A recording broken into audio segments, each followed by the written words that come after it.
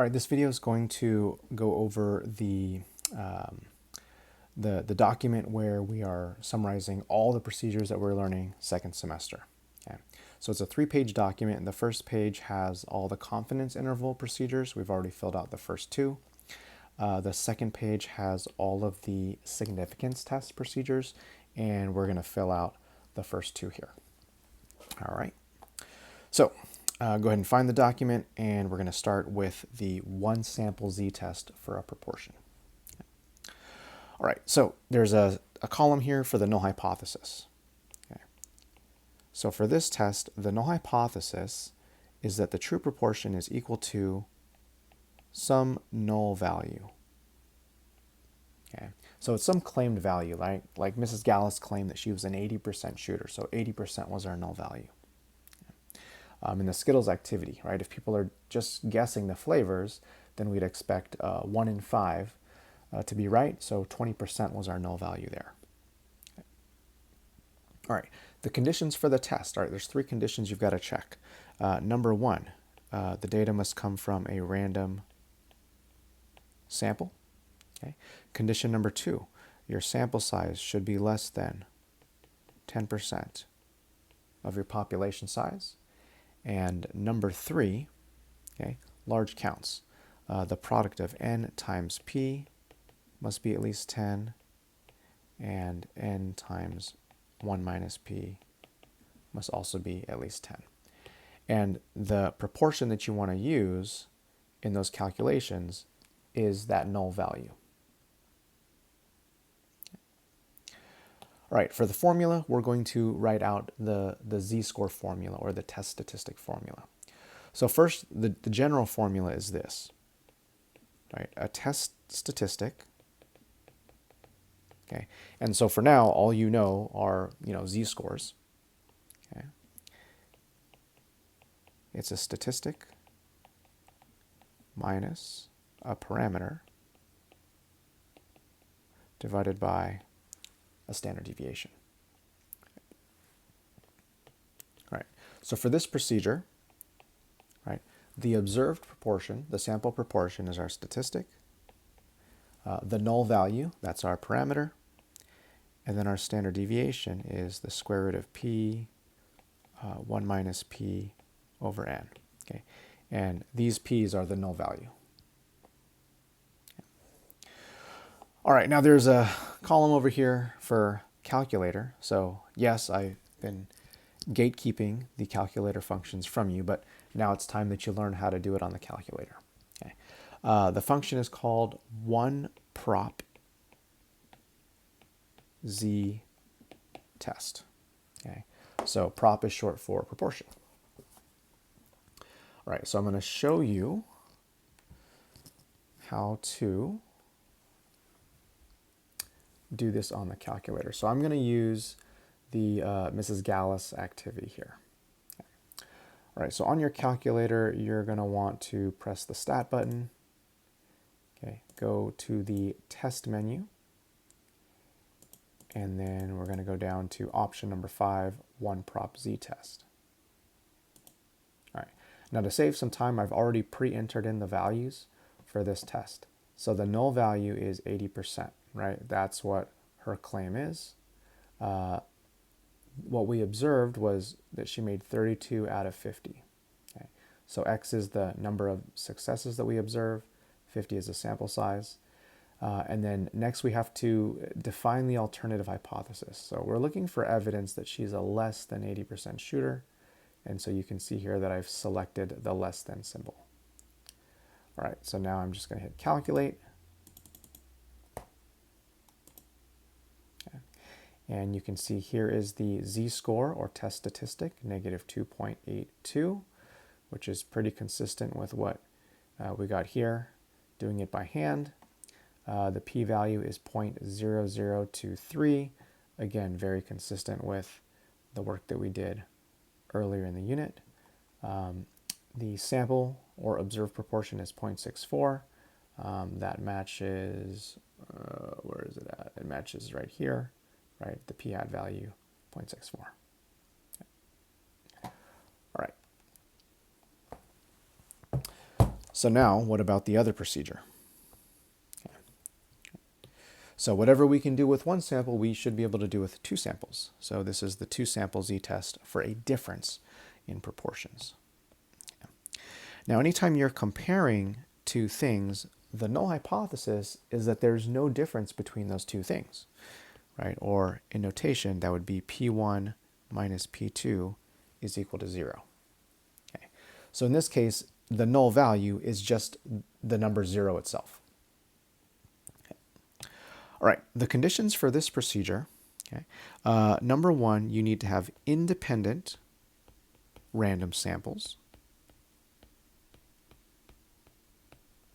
Okay. Or you could have an experiment that uses random assignment.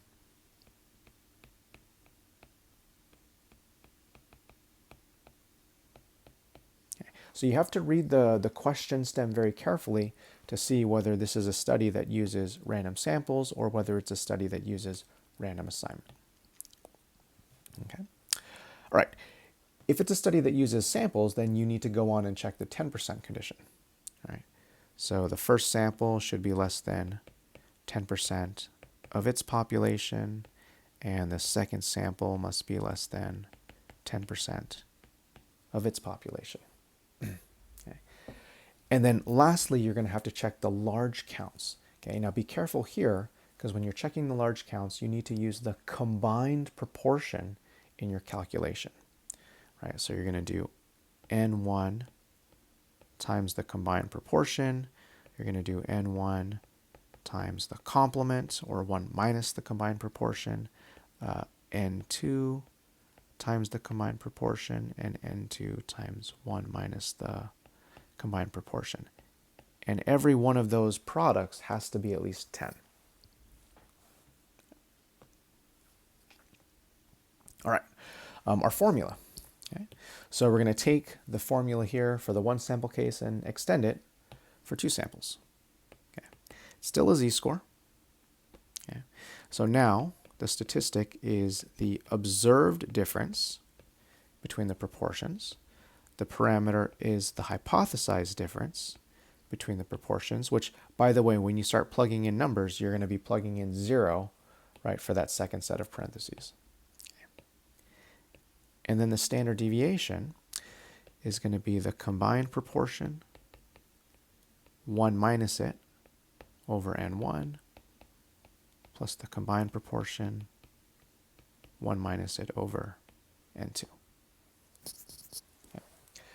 And just like all the other procedures that we've learned in the past or that we'll learn in the future, there is a calculator function that can really just, it'll get you the test statistic and it'll get you the p-value, but it's not going to do much else. It's not going to write the hypotheses for you. Definitely won't write the conclusion.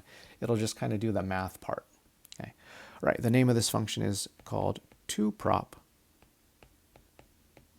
z-test. All right. And I'm going to go ahead and turn my camera on now to show you what that's going to look like. Okay. All right. So I'm going to use the prom activity to illustrate how to use this function.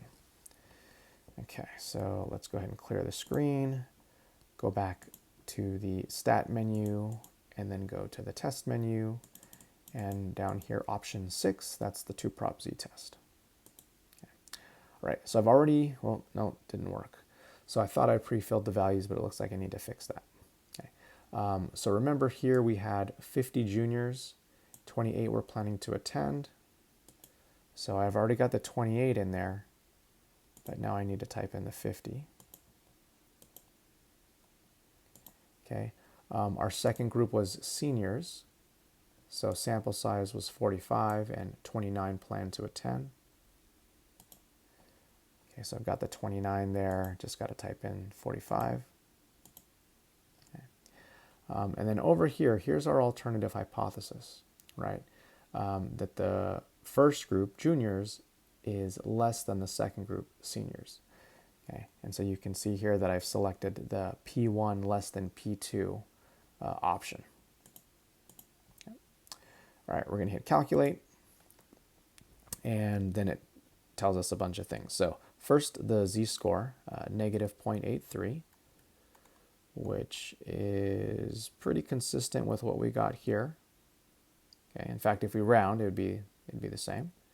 Okay, p-value 0.2007, which is consistent with what we have here. We only went to 2 digits here. And then we've got some other information. So p hat 1, p hat 2, and then this one that they label p hat without a subscript, that's your combined proportion.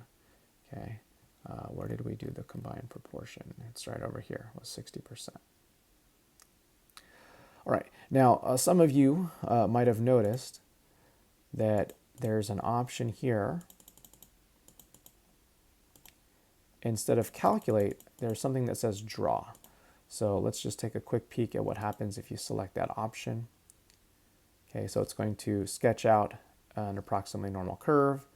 It'll locate the boundary value, shade the tail, give you your z-score and your p-value. So that's pretty consistent with the sketch that we made there.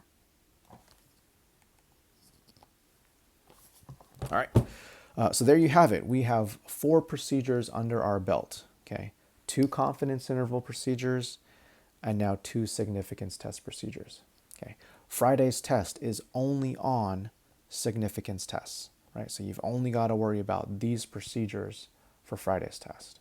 Okay, but for the AP exam, you're going to need to know all 13 of these procedures here.